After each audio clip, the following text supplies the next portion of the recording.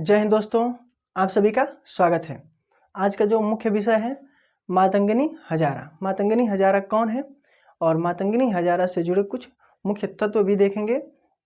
और आपको बता दें कि मातंगिनी हजारा को गांधी बूढ़ी के नाम से जाना जाता है। गांधी बूढ़ी के नाम से जाना जाता है। मातंगिनी हजारा भारत देश की एक महिला क्रांतिकारी थी जिन्होंने भारत को स्वतंत्र कराने में अपनी अहम भूमिका निभाई थी। तो आइए देखते हैं मातंगिनी हजारा। मातंगिनी हजारा गांधी बूढ़ी यानी गांधी बूढ़ी के नाम से इन्हें जाना जाता है। 1969 में इनका जन्म हुआ, 1942 में इनकी मृत्यु हो गई।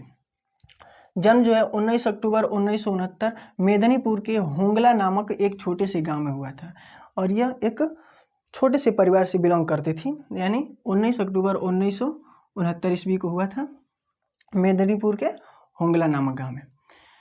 इनका विवाह कम उम्र की अवस्था में त्रिलोचन हजारा से हो गया। इनका जो विवाह था वह कम उम्र में ही त्रिलोचन हजारा से हो गया और यह कम उम्र में ही विधवा हो गई। यानी त्रिलोचन हजारा की जो मृत्यु है शादी के कुछ साल बाद ही हो गई थी, इसलिए इसकी वजह से यह कम उम्र में ही विधवा हो गए।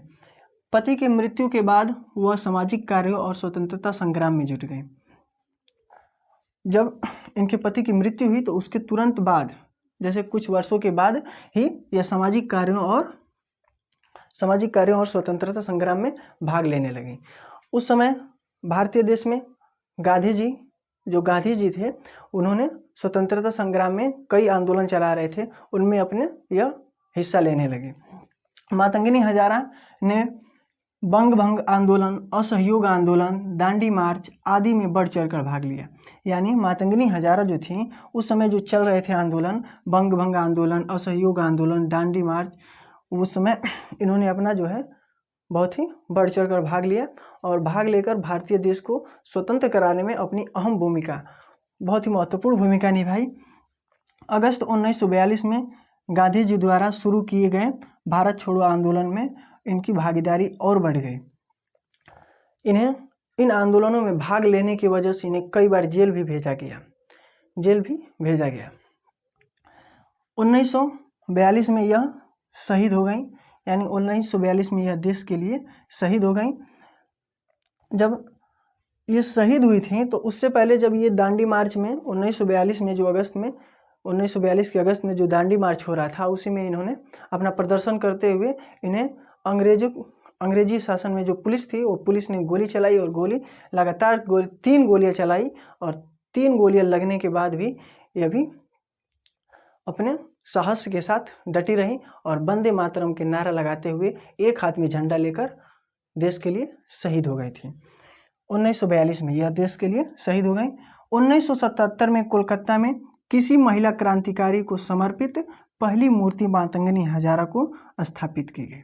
यानी भारतीय देश में जब भारत स्वतंत्र हो गया था तो 1977 में कोलकाता में इनकी एक मूर्ति स्थापित की गई। यानी यह पहली भारतीय क्रांतिकारी महिला थी जिनका भारत में एक मूर्ति स्थापित किया गया और इनकी मूर्ति इनके गांव में भी स्थापित किया गया है। तो इस तरह से हम लोगों ने देखा मातंगिनी हजारा जो थी उन्हें गांधी बूढ़ी के नाम से जाना जाता है। गांधी बूढ़ी के नाम से 1969 में इनका जन्म हुआ, 1942 में इनकी मृत्यु हुई। इन्होंने अपने बहुत ही महत्वपूर्ण भूमिका भारतीय देश को स्वतंत्र कराने में लगाई थी। अब मिलते हैं अगली वीडियो में। ऐसे ही खबरों से रूबरू होने के लिए चैनल को सब्सक्राइब कीजिए, वीडियो को लाइक कीजिए, कमेंट कीजिए और अधिक से अधिक शेयर कीजिए ताकि हम हर वक्त आपके लिए लेकर आते रहें ऐसे ही खबरों को। मिलते हैं अगली वीडियो में, तब तक के लिए धन्यवाद।